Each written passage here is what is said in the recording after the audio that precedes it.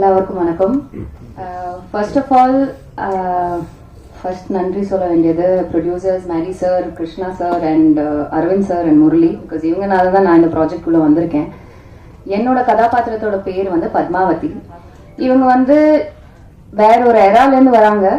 இவங்களோட பெர்ஸ்பெக்டிவ்லேருந்து தான் இந்த படம் ஆரம்பிக்குது. ஸோ இவங்க வழியாக ஜிடி நாயுடு அவர்களோட கதையை வந்து இவங்க ஓப்பன் பண்ணுறாங்க.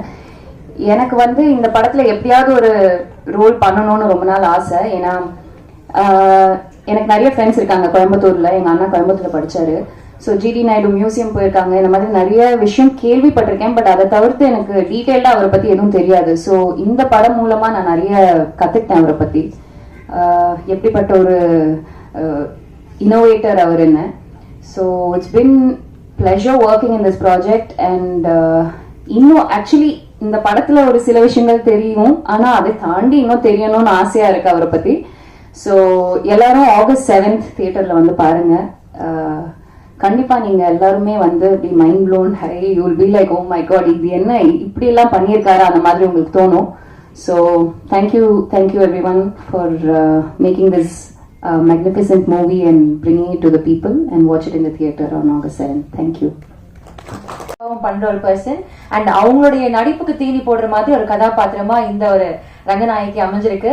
ஸோ ஒவ்வொரு லுக்ஸ்லயும் சரி, ஒவ்வொரு சின்ன சின்ன ஷார்ட்ஸ்லயும் ஃப்ரேம்ஸ்லயுமே அவ்வளவு அழகா உங்களுடைய பெர்ஃபார்மன்ஸ் ரொம்ப கன்வின்சிங்கா பண்ணிருக்கீங்கன்றது தெரியுது. படத்தை பார்க்கறதுக்கு நாங்க எல்லாம் வெயிட் பண்ணிருக்கோம். I know surely you will have lot to share. Please வாங்க உங்களுடைய அனுபவத்தை பத்தி ஷேர் பண்றதுக்கு.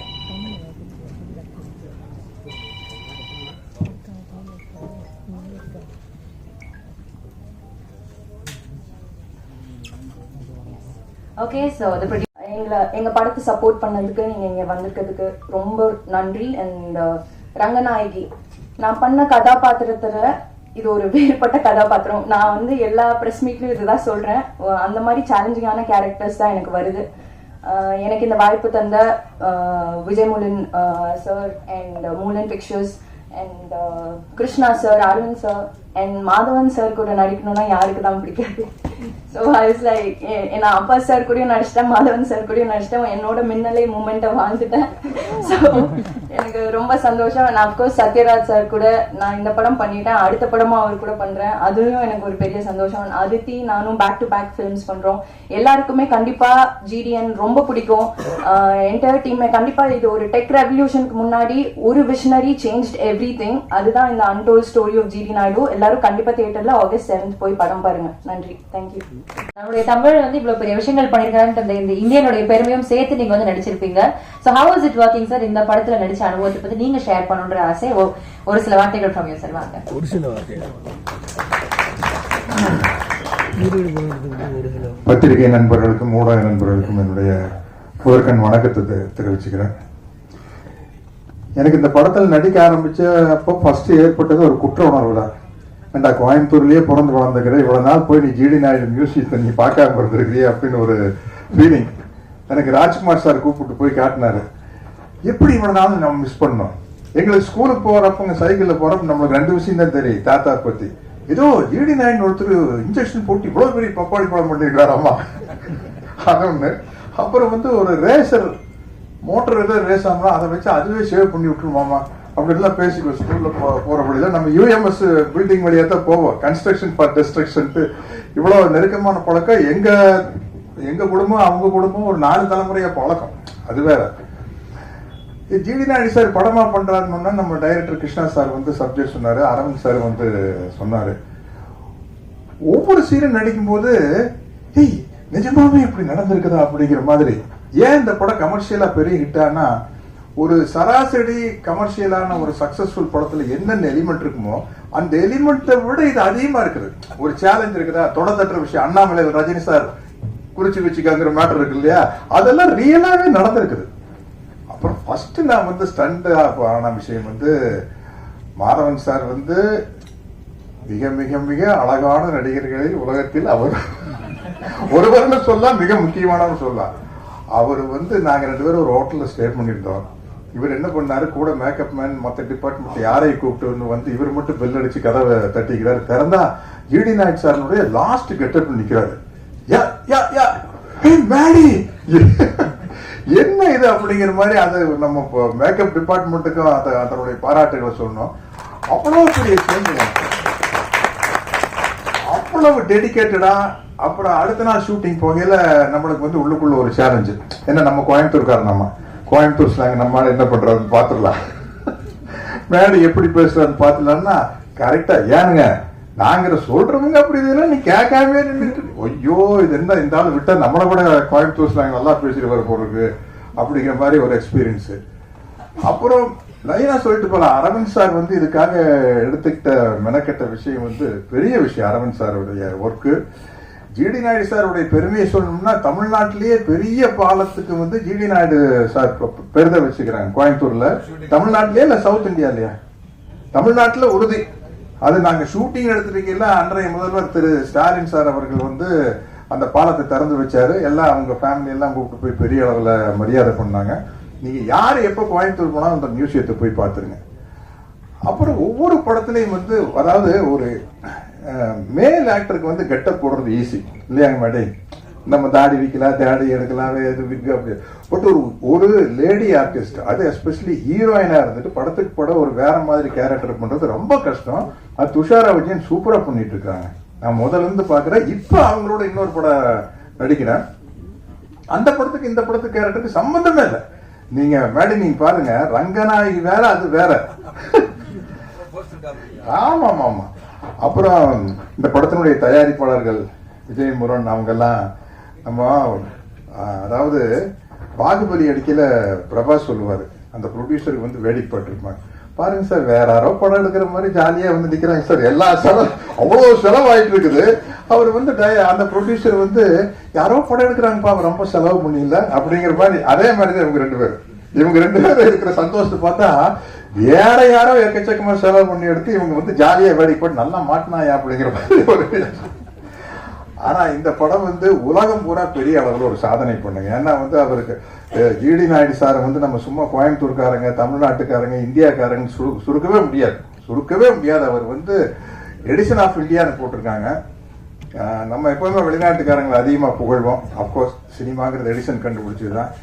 நான் வந்து சிகாகோல இருந்து நயாகரா ஃபால்ஸுக்கு போற வழியில ஒரு லெஃப்ட் சைட்ல ஒரு சின்ன கிராமம், அதுதான் வந்து எடிசன் பிறந்த கிராமம். போர்டு வச்சிருந்தது. எனக்கு ரொம்ப விஞ்ஞானிகளை மதிக்கணுங்கிற ஒரு எண்ணம் இருக்குது. ஒன்னு அந்த கிராமத்துக்குள்ள போனா அவருடைய கண்டுபிடிப்புகளை எல்லாம் வச்சுக்கிறாங்க, எடிசனுடைய கண்டுபிடிப்புகள் எல்லாம். அதை பார்த்துட்டு நம்ம ஜிடி நாயுடு சார் மியூசியத்தை வந்து ராஜ்குமார் சார் கூப்பிட்டு போய் காட்டினாரு. இது வந்து அதை தாண்டின விஷயம், உண்மையில சொல்றேன். நம்ம எல்லாரும் காலரை தூக்கி விட்டுக்கலாம், அதை தாண்டின விஷயம். அத வந்து நம்ம மேடி அவர் எடுத்து நடிச்ச விதம் என்ன, நிறைய ஸ்டேஜஸ் இருக்குது. ஒரு கிட்டத்தட்ட 25 வயசுல ஆரம்பிச்சிருமாக்கார ஆரம்பிச்சு அவருடைய டெத் வரைக்கும் போது எல்லாமே வந்து வித்தியாசமான கேரக்டர்ஸ். இந்த மாதிரி ஒரு பயோபிக்கை வந்து கிருஷ்ணா மாதிரி டைரக்டர்னால தான் அதை டிசைன் பண்ண முடியும். ரொம்ப ரொம்ப கஷ்டமான விஷயங்க. அதை சொல்லி அந்த குடும்பத்துல அப்ரூவல் வாங்கி, எனக்கு இதுல வந்து ராமையா பிள்ளைன்னு ஒரு கேரக்டர். நான் கேரவானில் உட்காந்துருக்கிறேன், என்கிட்ட அஸ்வின் வந்து சொன்னாரு, சார் ராமையா பிள்ளை ஃபேமிலி உங்களை பார்க்க வந்துருக்காங்க, அவர் பேரன் வந்திருக்காருன்னு. நான் பேரன்னா நானா நினைச்சிட்டு ஒரு 10 வயசு போய் ஆஃப் பேண்ட் போட்டுட்டு இருப்பாரு அப்படின்னு. வெளியில வந்து பார்த்தா அவர் கிட்டத்தட்ட 50 வயசாச்சு, 65 வயசு 70 வயசு இருக்கும். அவர் வந்து சார் நான் தான் ராமையா பிள்ளையுடைய பேர அப்படின்னா, அதுதான் என்னுடைய அந்த கேரக்டர் ராமையா பிள்ளைன்னு. அப்புறம் அவரு சொல்றாரு, சார் ராமையா பிள்ளை வந்து உங்க பெரியப்பா கிட்ட கணக்கு பிள்ளையா இருந்தார் சார், அவரு தான் சார் ஜிடி நாயுடு சார் கிட்ட சேர்த்து விட்டாரு எங்க தாத்தாவை அப்படின்னாரு. அவ்வளவு நெருக்கமான சீன்ஸ், இன்டர்வல் பிளேஸ்மெண்ட் சீன் எல்லாம் தெரிச்சிடும். இந்த இடத்துல வந்து என்னுடைய நண்பர் ஜெயராம் இல்ல பின்னி பெடல் எடுத்திருக்காரு. அத்தனை பேரும் வந்து எக்ஸ்ட்ரானரியா பண்ணிருக்கேன். அதித்தி காம்பினேஷன் எனக்கு இல்ல, அதனால கரெக்டா என்ன சொல்றேன்னு தெரியல. இந்த படம் வந்து கமர்ஷியலா பயோபிக்லயே வந்து மிகப்பெரிய வெற்றி அடைய அப்படிங்கிற நம்பிக்கை இருக்குது. இந்த படத்துல நானும் இருக்கிறேன் அப்படிங்கிறது எனக்கு ரொம்ப மகிழ்ச்சியாகவும் ரொம்ப பெருமையாகவும் இருக்குது. இந்த படம் இவ்வளவு கிராண்டா வந்ததுக்கு ரொம்ப முக்கியமான காரணம் ராஜ்குமார் சாருடைய, ஜிடி நாயுடு சாருடைய ஃபேமிலி சப்போர்ட் தான். ஏன்னா இப்ப நீங்க பார்த்த காருகள்லாம் இருக்குது, இந்த காருக இந்த எக்யூப்மெண்ட்டுக்கெல்லாம் நம்ம எங்க போறது, ஆர்ட் டிபார்ட்மெண்ட்ல சொல்லி செய்யறதுனா பெரிய விஷயம். அந்த ஒரு ஆஸ்டின் ஒன்று பறந்து போங்க, நான் இருக்காரு சார், என்ன சார் ஆன்டிக் காருக்கு வந்து விலையே இல்லை, நம்ம சொல்றதுதான் விலை சார். என்ன சார் ஆஸ்திரேலியெல்லாம் பறக்க விட்டுருக்கீங்க, இது என்ன சார் சிஜியா ஏஐயா சார்? சார் ஒரிஜினலா விட்டோம் சார் அப்படிங்கிறாரு. அதே மாதிரி ஜெர்மன்ல அந்த பெரேடு நடக்கும், விரைடு நடக்குது. அந்த நான் கேட்ட அரவிந்த் சார் கிட்ட, சார் இது என்ன சார் சிஜியா ஏஐ அப்படின்னு. இல்ல சார் புதுசா ஒரு டெக்னிக் வந்துருக்கு, ரந்தனையை சேர்ந்து விட்டு அதுக்கு பேர் ஹைபிரிட் சார் அப்படின்னாரு. இப்படி பல டெக்னிக் வந்து இந்த படத்துல புதுசா எப்படி ஜிடி நாயுடு அவர்கள் வந்து பல பல புதுமையான விஷயத்தை கொண்டு வந்தாரோ அது மாதிரி இந்த படம் வந்து பல புதுமையான விஷயங்களை கொண்டு வந்திருக்குது. இந்த படத்தை வந்து உலகமே பார்த்து வியக்க போகுது. அது காரணம் ஜிடி நாயுடு அப்படிங்கிற அவருடைய கேரக்டரும் மேடையினுடைய எக்ஸலன்ட் பெர்ஃபார்மன்ஸ் தான். அவர் லைஃப்ல வந்து இது ஒரு மைல் ஸ்டோன் சொல்லலாம். ராக்கெட்டரி படம் பார்த்தேன், கொஞ்சம் சுயநலமா நம்ம ஊருக்காரர் இல்ல ஜிடி நாயுடு, கோயம்புத்தூர்காரங்க போது கொஞ்சம் எக்ஸ்ட்ராவா 2 பிட்டு போடுறதா. அதனால வந்து இல்ல அவ்வளவு வெரைட்டியான சீன்ஸ் கிடைச்சு. நீங்க பாருங்க, ஒரு சினிமா கதை எழுதினா கூட என்ன எழுதுவீங்க இல்லையா? அங்க வரலையா? என்னது ஆடியோ வருதா?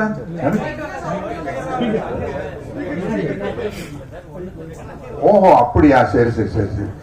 அது அடுத்தது நம்ம முக்கியமான ஆளு மேடி பேசுறதுக்குள்ள கரெக்ட் பண்ணிடுவாங்க. இந்த படத்தை பார்க்கறதுக்காக நானும் வெயிட் பண்ணிட்டு இருக்கிறேன். மிகப்பெரிய வெற்றி அடையும். அனைவருக்கும் என்னுடைய வாழ்த்துக்களையும் நன்றிகளையும் கூறிக்கொண்டு விடைபெறுகிறேன். வணக்கம். இவ்வளோ பெரிய ஆர்டிஸ்ட் இங்கே இருக்கும்போது ஆக்சுவலி இந்த படத்தில் சின்ன ஒரு கேமியோ, எக்ஸ்டெண்டட் கேமியோன்னு சொல்லலாம், பட் வெரி இம்பார்ட்டன்ட் கேமியோ. அது Vijay முலன், who is the producer, அவரோட அப்பாவும் கொஞ்ச நாளாகவே நாங்கள் ஃப்ரெண்ட்ஸாக இருக்கோம். பட் இந்த ஒரு இதில் வந்து இந்த மாதிரி ஒரு கேரக்டர் இருக்குது, அது நீங்கள் பண்ணால் நல்லா இருக்கும்னு கிருஷ்ணா அண்ட் அவங்க எல்லாம் பேசி டிசைட் பண்ணாங்க. நானும் கொஞ்ச நாள் யோசித்தேன். இந்த மாதிரி ஒரு கேரக்டர் ஆக்சுவலி அந்த கேரக்டரோட இம்பார்ட்டன்ஸ் அவ்வளோ பெருசு. ஸோ அது பண்ணுறதுக்கு ஒரு சர்டன் ஒரு தகுதி வேணும். ஒரு ஆஸ் அன் ஆக்டர் நான் ஒரு பயங்கரமான ஒரு ஃபிலிம் பஃப். ஸோ இந்த மாதிரி விஷயம் பண்ணும்போது அது பர்ஃபெக்டாக பண்ணலைன்னா சரியாக வராதுன்னு நினச்சி கொஞ்ச நாள் தயங்கினேன். பட் அதுக்கப்புறம் கன்வின்ஸ் பண்ணாங்க, அதுக்கப்புறம் நம்ம பண்ணிட்டோம். And I'm honoured. ஒரு சிங்கராக இல்லை, பட் ஒரு ஆக்டராக ஒரு நல்ல ஒரு இந்த மாதிரி ஒரு இம்பார்ட்டண்ட்டான ஒரு role with all these legends of cinema அவங்க கூட பண்ண முடிஞ்சதுன்னு ஒரு blessing. Thank you so much to Vijay and Mari sir and Sathyaraj sir. The few scenes that we have is very special. So just to be in front of the camera with all of them, அவங்க கூட நடிக்க முடிஞ்சதுன்னு ஒரு ரொம்ப பெருமைப்படுறேன், especially in a film like this.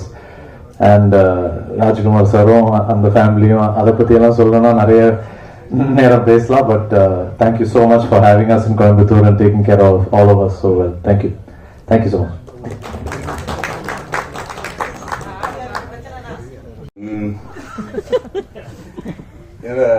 Director வந்து இன்னைக்கு ஏற்கனவே அவர் பேசுறது கேட்டிருக்கீங்க, எவ்வளவு ஆர்வத்தோட பேசுறாரு, எவ்வளவு இன்ஃபர்மேஷனோட பேசுறாரு அப்படின்ட்டு. ஆனா வெற்றி வேளாளர் பேசுற பேச்சு இன்னைக்கே பேசிட்டாரு அவரு. சோ அதனால நான் அந்த நன்றிங்கிறது தான் அந்த அப்புறம் தான் சொல்ல போறேன். ஏன்னா எனக்கு நல்ல ஞாபகம் இருக்கு, என் முதல் படம் முடிச்ச அப்புறம் மணி சார் கிட்ட போய் நான் ஒரு நல்ல இமெயில், அப்பதான் இமெயில் புதுசா வந்துருச்சு, அவருக்கு நான் இமெயில் எழுதினேன். இந்த படம் பெரிய ஹிட் ஆயிடுச்சு, எல்லாரும் நல்ல பேர் புகழ்லாம் கிடைச்சிருச்சு. ஸோ மனசுல இருக்கிறதெல்லாம் அப்படியே ஒப்பி எழுதி 2-3 பேஜுக்கு 2-3 சைட்டுக்கெல்லாம் அந்த இமெயில் அனுப்பிச்சு ரொம்ப நன்றிங்க. ஒரு ஒரு பெரிய ப்ரொடியூசர்கள் கூட தான் மலடிங்க இந்த மாதிரி ஒரு இன்ட்ரடக்ஷன் கொடுக்க முடியாது அப்படின்னு நிறைய விஷயங்கள் எழுதுனேன். மணி சார் வந்து தான் படத்துல வர வசனங்கள் மாதிரி 2 லைன்ல பதில் சொன்னார். அவரு ஒண்ணுனா, தேவையில்லாத உன்னோட கிராட்டிடியூட் எல்லாருக்கும் சொல்லிட்டு தெரியாத, நான் உனக்காக எந்த உபாவமும் பண்ணல, என் படத்துக்கு என்ன நல்லதோ அதான் நான் செஞ்சேன், அதே மாதிரி நீ படம் பண்ணும்போது அப்படிதான் செய்வேன் அப்படின்னு நம்ம 2 இமெயில் நிறுத்திட்டாரு. ஸோ நானும் அதே மாதிரி இப்போ என்னோட நண்பர்களுக்கு இந்த டீம்ல இருக்கிற யாருக்குமே நன்றி சொல்ல போகுது இல்லைங்க. அது நான் வெற்றி விழாக்காக நான் வெயிட் பண்ணிட்டு இருக்கேன்னு நான் விக்ரம் வேதா டயத்தை கூட சொல்லியிருக்கேன். அதை நான் இப்போ அந்த மாதிரி ஒரு வாய்ப்பு கிடைக்குங்கிற நம்பிக்கையில எல்லாருக்கும் தைரியமா நான் நன்றி சொல்ல போவதில்லை. ஆனா சில பேருக்கு நன்றி சொல்லி ஆகணும். ஜிடி நாயுடுங்கிற ஒரு படம் பண்றதுக்கு முன்னாடி நம்ம என் வாழ்க்கையில சில ரியல் லைஃப் கேரக்டர்ஸ் அமைஞ்சிருக்காங்க, எனக்கே தெரியாம தெரிஞ்சோ தெரியாம நிறைய பேர். ரங்தே பசந்தி பண்ணும்போது ஸ்குவாட்ரன்ல அஜய் ராத்தோட, அதுவும் ஒரு ரியல் கேரக்டர் பேஸ் பண்ணி தான் இருந்துச்சு. குருங்கிற படம் பண்ணும்போது என்னோட கதாபாத்திரம் அது ஒரு ரியல் லைஃப் கேரக்டர் பேஸ் பண்ணி இருந்துச்சு. அண்ட் ராக்கெட்ரி, அப்கோர்ஸ் துரேந்தர், அண்ட் இப்போ ஜிடி நாயுடு. சில கேரக்டர்ஸ் பண்ணும்போது நமக்கு பயம் இருக்காது, ஏன்னா அவங்களாம் based on a true character தான் இருக்கும். ஸோ அதோட படம் ஜெயிச்சுன்னா நல்லது, ஜெயிச்சுன்னா படத்தை பற்றி தான் எல்லாரும் பேசுவாங்க. ஆனால் ராக்கெட்ரிங்கிற ஒரு படம் பண்ணும்போது ஒரு உண்மையான உயிரோடு இருக்கிற ஒரு மனுஷனோட வாழ்க்கையை பற்றி நம்ம பேசிட்டு இருக்கோம். படத்தை நம்ம சரியாக எடுக்கலன்னு வச்சுக்கலாம், ஏற்கனவே இருக்கிற பிரச்சனைக்கு அது அதிகமான ஒரு பிரச்சனை ஆகிறதுக்கு வாய்ப்பு இருக்கு. அதனால நான் ஏன் நன்றி சொல்ல விரும்புறேன்னா, முதல்ல GD Naidu sir, Rajkumar sir, Gopal sir, அந்த ஃபேமிலிக்கு. ஏன்னா இவங்க வந்து எங்களுக்கு வெறும் ஒரு படம் பண்றதுக்கு வாய்ப்பு கொடுக்கல. ஜிடி நாயுடுன்னு ஒரு கதாபாத்திரத்தை பத்தி உலகத்துக்கு சொல்றதுக்கு ஒரு வாய்ப்பு கொடுத்துருக்காங்க. அது நம்ம கரெக்டா பொறுப்போட எடுத்துட்டு போய் சொன்னாதான் அவரை பத்தியான நல்ல விஷயங்கள் மக்களுக்கு தெரியும். அந்த படத்தை நம்ம சொதப்பிட்டோம்னா அது வந்து பாதிக்கக்கூடிய லெவல்ல இருக்கும். அதை நான் இப்பவே சொல்லிடுறேன். அதனால அந்த பயத்திலையும் அந்த மரியாதையோடையும் தான் எல்லாருமே இந்த படத்துல வேலை செஞ்சிருக்காங்க.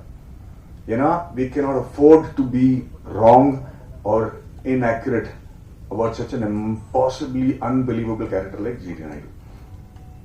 So we took that very seriously. Sir, thank you very much for trusting us with the reputation of this man, and I hope that we do justice by him. இரண்டாவது வந்து நான் ஏன் நன்றி இதுல சொல்றேன்னா, இந்த விழால மக்கள் வந்து இந்த படத்தை ஏன் பார்க்கணும் அது பத்தி தான் நான் இப்ப பேச விரும்புறேனே தவிர நன்றி அப்புறம் நான் சொல்லிக்கிறேன். பட் ஏன் இப்போ இந்த நன்றி சொல்லணும், இதுலயும் ஏன் மக்கள் வந்து படத்தை பார்க்கணுங்கிறது இருக்கு. அது அடுத்தது வந்து அரவிந்த் சார். அரவிந்த் சார் நானும் எப்ப பார்த்தாலும் அப்படியே உட்காந்து இருப்பாரு, தூங்கிட்டு இருக்கிற மாதிரி இருப்பாரு, அண்ணா எல்லாத்தையும் கேட்டு இருப்பாரு. நானும் அவரும் கிட்டத்தட்ட 23 வருஷமா ஒரு ஃப்ரெண்ட்ஸா நான் இருந்திருக்கோம். என்ஜினியரிங் மேல எனக்கு எவ்வளவு ஆர்வம் இருக்கோ அதுக்கு 10 மடங்கு மேல அவருக்கு நாலேஜும் இருக்கு, ஆர்வமும் இருக்கு. நான் என்ஜினியர் கிடையாது, நான் படிக்கல, என்ஜினியரிங் படிக்கல, ஆனா இன்ஜினியரிங் ஒரு மிகப்பெரிய ஃபேன். அதனால எனக்கு என்னோட எக்ஸைட்மெண்ட்டுக்கு வந்து ஒரு துணையா இருந்தது வந்து அரவிந்த் சார் தான். பிகினிங்லயே வந்து ஹெலிகாப்டர் எப்படி பண்ணணும், அது எப்படி பறக்க வைக்கணும், ஆர்சி ஹெலிகாப்டர், உண்மையான ஹெலிகாப்டர்ல ஆர்சி ஹெலிகாப்டர் பிளேன்ஸ் தான் பறக்க வைப்போம். அதுலயே கீழே வந்து என்னோட போனை ஒட்டி அதை எப்படி ட்ரோன் ஆக்குவோம், மேல இருந்து எப்படி போட்டோ எடுக்க முடியும் அப்படின்னு நிறைய எக்ஸ்பெரிமெண்ட்ஸ் நம்ம பண்ணிருக்கோம். ஆனா அவர் ஒரு சினிமாட்டோகிராஃபர், ஒரு டிஓபி, நிறைய படங்கள் பண்ணிருக்காரு. இவ்வளவு நல்ல ஃப்ரெண்டா இருந்த கூட நானும் அவரும் சேர்ந்து வேலை செய்யறதுக்கு வாய்ப்பு கிடைக்கல. அவரு என்கிட்ட சைடா சொல்லுவாரு, நம்ம ரெண்டு பேரும் எனக்கு ஒரு படமும் கிடைக்கல உங்க கூட மேடி அப்படின்னு அவரு. எனக்கும் அது புரியல, ஏதோ ஒரு காரணத்துக்கு அது அமையாமே இருக்கும். ராக்கெட்ரிங்கிற படத்துல கூட அப்போ அங்க நான் பாம்பே போய் செட்டில் ஆயிட்டேன். ரொம்ப நாளுக்கு அப்புறம் தான் தொடர்பே நமக்கு ஸ்டார்ட் ஆகுது. ஆனா அப்ப கூட நம்ம நடுநடுவில் பேசுவோம் மாத்திரம் நிறைய நாள் ஒரு கிட்டத்தட்ட 6-8 மாசமா பேசல நம்ம. ஏன்னா நான் பிஸியா இருந்துட்டேன். திடீர்னு போன் பண்ணி அவருக்கு நான் போன் பண்றேன், அரவிந்த் சார் எனக்கு ப்ராஜெக்ட் கிடைச்சிருச்சு, நீங்க வரீங்களா அப்படின்னு கேட்டிருக்கேன். என்ன ப்ராஜெக்ட் மேடம்? ராக்கெட்னு ஒரு ப்ராஜெக்ட். ஓ வெரி குட். நான் என்ன பண்ணுவோம், நீங்க வாங்க என் கூட துணையா இருங்க, இந்த படத்தை நம்ம பண்ணுவோம், உங்களுக்கு இன்ஜினியரிங் பத்தி நிறைய தெரியும், வரீங்களா அப்படின்னு கேட்டேன். வரேனே அப்படின்னு. எப்போ வரணும் அப்படின்னு கேட்டாரு. ஒரு 3 மணி நேரத்துல ஃபிளைட் இருக்கு, பாம்பேக்கு வந்துடுறீங்களான்னு கேட்டேன். நம்ப மாட்டீங்க, குடும்பத்தோட வந்துட்டாங்க சார். அவங்களும் அவங்க ஒய்ஃப், எனக்கு ரொம்ப பிடிச்ச ஒரு லேடி வைஷ்ணவி மேம், 2 பேரும் சேர்ந்து அன்னைக்கு வந்தவங்க ராக்கெட் முடிஞ்சு ரிலீஸ் வரைக்கும் என் கூடயே இருந்திருக்காங்க. ஏன் சொல்ல வரேன்னா, இவர் இந்த சப்ஜெக்ட் கிட்ட கொண்டு வரும்போது எனக்கு இதுல ஒரு பயங்கரமான தத்துவம் இருக்கும் அப்படின்னு புரிஞ்சிருச்சு. ஏன்னா லேஸ்ல கொண்டு வர மாட்டாரு. அப்படி கொண்டு வந்து இந்த இன்ஜினியரிங்கோட எனக்கு ஜிடி நாயுடு பத்தி தெரியாதுங்க. எனக்கு தெரிஞ்சதெல்லாம் கவுண்டமணி சார் ஒருத்தரை பெரிய ஜிடி நாயுடு திட்டுறதுதான் தெரியுமே தவிர அவர் என்ன பெரிய சயின்டிஸ்டா அப்படின்னு கேள்விப்பட்டிருக்கேன். அதுக்கு மேல எனக்கு அவரை பத்தி தெரியாது. அதுவே ஒரு பயங்கர குற்றவுணர்ச்சியோட தான் நான் இப்ப ஃபீல் பண்றேன். ஏன்னா அரவிந்த் சார் இந்த ஆளை பத்தி சொல்லும் போது எனக்கு ரொம்ப பிரமிச்சு போயிட்டேன். சரி, இவரை பத்தி ஏன் மக்களுக்கு தெரியல அப்படிங்கிறது. இந்த படத்தோட நோக்கமே ஜிடி நாயுடுன்னு ஒரு ஆளை பத்தி நம்ம தமிழ் சிலபஸ்ல ஒரு சாப்டர் இருக்கணுங்கிற போராட்டம் தான். நம்ம அதித்தி பாலனோட போராட்டம் இந்த படத்துல சாப்டர் இல்லைன்னு நான் கேள்விப்பட்டேன். அது எனக்கு ரொம்ப தப்பா தோணுச்சுங்க. அண்ட் அதுக்கப்புறம் இந்த கதை எப்படி நடந்துச்சு, யார் என்ன பண்ணாங்கன்னு ஏற்கனவே எல்லாரும் பேசியிருக்கிறாங்க. பட் அதுக்கு என்ன the root cause of me getting involved with this project எனக்கு ஒரு பாம்பு புல் மாதிரி பிடிச்சா விட்டுற மாட்டேன், வச்சா உடனே சர்ச்சா மாட்டேன், லெவலுக்கு போயிடுவேன். அதுதான் இந்த படத்துல எனக்கு நடந்துச்சு. ஏன்னா அந்த கதை கேட்ட உடனே ரியலைஸ் இந்த ஆளை பத்தி ஏன் மக்களுக்கு தெரியல, ஏன் நம்ம இந்த மாதிரி ஒரு மிகப்பெரிய மேதையை நம்ம புத்தி வச்சிருக்கோம், யாருக்குமே ஒண்ணு தெரியாது. சத்யராஜ் சார் சொன்ன மாதிரி வெளிநாட்டுல போய் ஒரு சின்ன பாறாங்கல்லுக்கு ஏதாவது ஒரு டிஸ்கிரிப்ஷன் கொடுத்து அதை ஒரு டூரிஸ்ட் அட்ராக்ஷன் ஆக்கி வச்சு கொண்டாடிடுவாங்க ஒரு கிராமத்துல. நம்ம போய் நிறைய வாட்டி பார்த்து என்னடா இதுல இந்த மாதிரி நம்ம நாட்டுல மூளைக்கு மூலம் இருக்கு, இப்படி பெரிய டூரிஸ்ட் அட்ராக்ஷனா பண்ணி வச்சிருக்காங்களே நம்ம நிறைய வாட்டி யோசிப்போம். ஆனா இந்த மாதிரி ஆளுங்க நம்ம கிட்ட இருக்காங்க, அவங்கள பத்தி தெரியாம இருக்கிறது ரொம்ப பெரிய விஷயம். சோ அவரை பத்தி ஏன் தெரியணும்? ஏன்னா இன்னைக்கு நடக்கிற பல விஷயங்கள் அவர் அன்னைக்கே பண்ணிட்டாரு. ஊபருங்கிற விஷயம் இப்பதான் நமக்கு தெரியும், அது அவரு அன்னைக்கு கிட்டத்தட்ட 80 வருஷம் முன்னாடியே பண்ணிட்டாரு. அந்த மாதிரி பல விஷயங்கள் இந்த படத்துல நீங்க பார்க்க போறீங்க. இதை பத்தி இப்ப நீங்க அப்படி திரும்பி பின்னோக்கி பார்க்கும்போது இவரை பார்த்து தான் இவங்க கத்துக்கிட்டாங்களா, பில்கேட்ஸ் இவரை பார்த்து தான் கத்துக்கிட்டாரா அப்படிங்கிற ஒரு ஃபீலிங்கே நமக்கு வரும். ஏன்னா அவர் பில்கேட்ஸ் செஞ்ச பல விஷயங்கள் இவர் செஞ்சிருக்காரு. ரெண்டாவது, நானும் கிருஷ்ணகுமார் என்ன முடிவு பண்ணோம்னா, கதையில இது வரைக்கும் அவரை பத்தி ஏற்கனவே தெரிஞ்ச விஷயங்கள்லாம் நம்ம சொல்ல போறது இல்லை. ஏன்னா அவரை பத்தி தெரிஞ்ச இவர் இன்வென்டரா இருக்காரு, இவ்வளவு விஷயங்கள் இன்வென்ட் பண்ணாரு, அதெல்லாம் பெரிய படத்துல ஒரு 10% தான். ஆனா இவர் என்ன மாற்றங்கள் கொண்டு வந்து முயற்சி செஞ்சாரு, அந்த மாற்றங்கள் இஸ் இன்கிரெடிபிள்ங்க. ஃபீமேல் எஜுகேஷனா இருக்கட்டும், எஜுகேஷனல் ரிஃபார்ம்ஸா இருக்கட்டும், அக்ரிகல்ச்சரா இருக்கட்டும், பாலிடெக்னிக்ங்கிற ஒரு வார்த்தை என்னன்னு இவராலதான் நமக்கு தெரியுது. பாலிட்டிக்கை இன்வென்ட் பண்றதே இவர் தான் ஒரு சிச்சுவேஷன். அப்படி am I right? That's actually. So அந்த மாதிரி இருக்கும்போது ஏன் இவரோட கதையை பொத்தி வச்சிருக்காங்கிறது எனக்கு புரியல. அண்ட் தென் முழு கதை கேட்கும் போது நான் மறந்துட்டேன். இன்னைக்கு இருக்கிற ஸ்டார்ட் அப்ஸ், இப்ப நிறைய பேர் நம்ம நாட்டுல சின்ன சின்ன லேடிஸ் எல்லாம் வந்து ஊர்கா வித்து அப்பளம் பண்ணி வித்து பல லட்சம் ரூபாய் மாசத்துக்கு சம்பாதிக்கிறாங்க. Because their started their own enterprise. அது ஸ்டார்ட் பண்ணி ஒரு ப்ராடக்ட் இருக்கிறது மட்டும் இல்ல, அதை எப்படி பாதுகாப்பா வச்சுக்கிறது, அதோட கம்ப்ளைன்ஸ் என்ன, how to you start the company, how do you do the taxation, how do you do the compliance, quality control, இதெல்லாம் பண்ணி how do you start a bank account, how do you get this money in your account, how do you sell it online, இதெல்லாம் படிக்காதவங்க பண்ணிட்டு இருக்காங்க. and சத்தியமா சொல்றேன், they are earning in lakhs of rupees. But அவங்களோட அந்த ஊர்கா செய்யற திறமைக்கு தவிர இந்த ஆண்டர்பிரினர்ஷிப் எப்படி பாதுகாப்பா வச்சுக்கணும், எது இந்த கம்பெனி நம்ம கிட்ட யாரும் எடுத்துட்டு போக கூடாது, இந்த மாதிரி பல விஷயங்கள் இருக்கு இல்லையா, அதெல்லாம் அவர் அப்பவே செஞ்சு வச்சிருக்காரு. அண்ட் இன்னைக்கு ஜிடி நாயுடு நம்ம அன்னைக்கே கொண்டாடி இருந்தோம்னு வச்சுங்களேன். அன்னைக்கு வந்து முதல்ல வெள்ளைக்காரங்க வந்து அவங்கள ஸ்டாப் பண்ணாங்க, அவருக்கு கிடைக்கக்கூடிய மரியாதை கொடுக்கல, அவங்களுக்கு கிடைக்கக்கூடிய அவர் சக்சஸ்ஃபுல் ஆகுறதுக்காக நடுவில் நின்னாங்க. ஆனா இந்த படத்தோட டேக்லைனே வந்து feared by the British and forgotten by his countrymen. ஏன் ஃபியர் பண்ணாங்கிறது கூட நீங்க பார்க்கணும். ஏன்னா என்னைக்கும் அவரு பிரிட்டிஷ்காரன் பண்ணிட்டு தலை குனியவே இல்லை. பிரிட்டிஷ்காரங்க ஜிடி நாயுடு பொறுத்த வரைக்கும் ஜெயிக்கவே முடியலைங்க. கடைசி வரைக்கும் அவங்க நாட்டை விட்டு ஓட்டுற வரைக்கும் அவங்களால ஜிடி நாயுடுக்கு ஒண்ணுமே செய்ய முடியல. ஆனா அதுக்கப்புறம் வந்த பிரச்சனை தான் இன்னும் வருத்தமா இருந்துச்சு. நம்ம ஆளுங்களே போட்டு அவரை ஸ்டாப் பண்ணிட்டாங்க. ஏன்னா அவர் இன்னைக்கு நம்ம ஸ்டாப் பண்ணலன்னு வச்சுக்கலாம், Coimbatore would be one of the biggest industrial hubs in the world. அந்த காலத்திலேயே ஒரு மிகப்பெரிய கம்பெனி கோயம்புத்தூருக்கு வந்து இன்னைக்கு கோயம்புத்தூரோட கதையை வேறையா இருந்திருக்கும், இந்தியாவோட கதையை வேறையா இருந்திருக்கும். அந்த காரணத்துக்காக தான் இந்த படம் பார்க்கறது இம்பார்ட்டன்ட்டுங்க. ஸோ ஐ எம் செகண்ட்லி ஒரு ரெண்டாவது நன்றி நான் சத்யராஜ் சார், ஜெயராமன் சார் 2 பேருக்கும் சொல்லணும். பிகாஸ் அவங்க 2 பேரும் மேரிங்க. ஒரு சின்ன குழந்தையோட ஆர்வம் எப்படி இருக்கும் தெரியுமா, ஒரு புதுசா தான் பார்க்கும்போது, ஒரு ஜூக்கோ சர்க்கஸோ போகும்போது அந்த கண்ணில் ஒரு ஆர்வம் இருக்குல்ல, அதுக்கு மேல இருக்க ஆர்வத்தோடையும் எனர்ஜியோடையும் செட்ல வந்து என்னைக்குமே நம்ம எவ்வளவு பெரிய எக்ஸ்பீரியன்ஸ்ட் ஆர்டிஸ்டுங்க அப்படின்னு காட்டாம எல்லாருக்கும் ஒரு இடம் கொடுத்து, எந்த சீன்ல பக்கத்துல கம்முன்னு நிக்கணுமோ அந்த சீன்ல பக்கத்துல கம்முன்னு தான் நிக்கிறாங்க. ஒரு இந்த மாதிரி சீனியர் ஆர்டிஸ்டுக்கு அந்த மாதிரி ஒரு மெச்சூரிட்டி பார்த்தோன்னா நம்ம எல்லாருமே செட்ல புரிஞ்சுக்கிட்டோம். This is what commitment level means. So உங்க வயசுல கூட நான் இந்த மாதிரி கமிட்டடா இருக்கணுங்கிற ஒரு வேண்டிகளோட நான் உங்களுக்கு நன்றி சொல்றேன் sir. Yes, look at how young he is looking. He is giving a run for the money to all young actors. And Varghese மூலம் 2 பேரும் என்னோட ராக்கெட்ல ப்ரொடியூசரா இருந்தாங்க.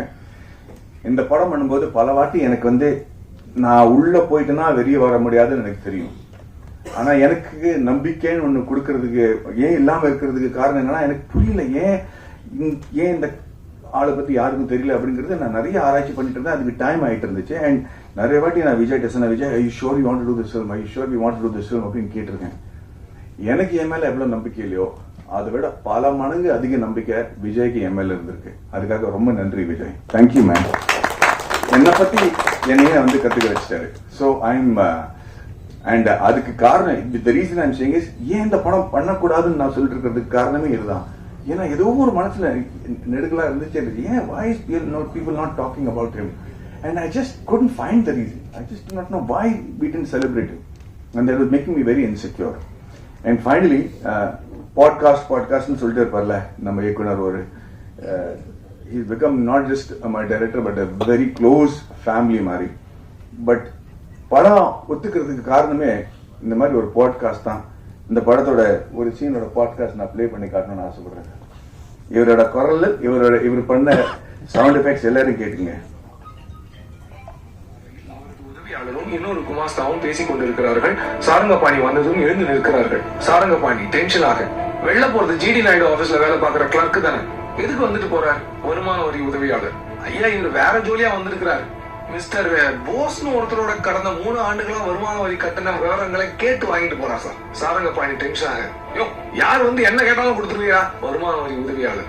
இல்லைங்க சார், அவர் போஸோட சரியான ஆவணங்களை எல்லாம் காமிச்சுட்டு தான் வாங்கிட்டு போறார் என்று அந்த ஆவணங்களை காண்பிக்கிறார். சாரங்கபாணியும் அவற்றை பார்க்கிறார். சாரங்கபாணி குழப்பத்துடன், அது சரி, ஆனா நாயுடு ஆபீஸ்ல இருந்து போஸோட ஆவணங்களை வாங்கிட்டு போறா என்று அவர் கேட்க, மற்றவர்கள் புரியாமல் விழிக்க, வெளியே ஏதோ சலசலப்பு கேட்டு இவர்கள் வெளியே வராண்டாவுக்கு வருகிறார்கள். பியூன் ஓடி வருகிறார். பியூன் சாரங்கபாணியிடம், சார், ஒரு ஆள் நாயோட வந்து கலாட்டா பண்றாரு சார், நாயை உள்ள விட முடியாதுன்னா கேட்க மாட்டேங்கிறாங்க, எகத்தானமா பேசுறாரு சார் என்று சொல்ல சாரங்கபாணி வெளியே பார்க்கிறார். அங்கே ராஜபாளையம் நாட்டு நாய் ஒன்றுடன் ராமையா பிள்ளை. நாய் மற்றவர்களை பார்த்து குறைந்தபடி இருக்க அதன் பிடியை விடாமல் இருக்கிறார் ராமையா பிள்ளை.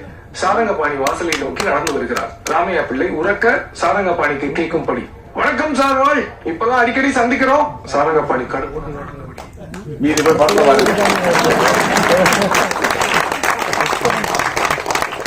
இப்படி ஒருத்தர் கதை சொன்னாங்கன்னு வச்சுங்களேன், எப்படிங்க நம்ம பண்ணாம இருக்க முடியும்?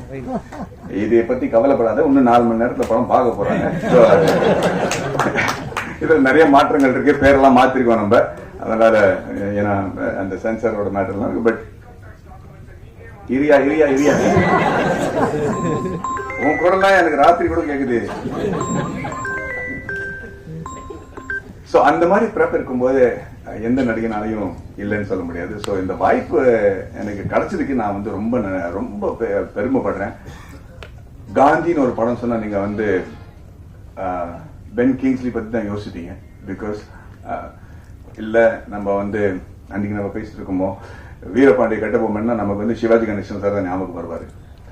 அது ஒரு பெருமையோட ஒரு பொறுப்பு கூட தான். So I hope that with GD Naidu I have done justice to one great legendary man. Thank you very much. எனக்கு நன்றி. 3 மணி நேரத்துல படம் ஸ்டார்ட் ஆகும் போது நீங்க சீக்கிரம் கிளம்பி போய் ஃபேமிலியோட திருப்பி வந்துருங்க, படம் பாருங்க ப்ளீஸ். தேங்க்யூ.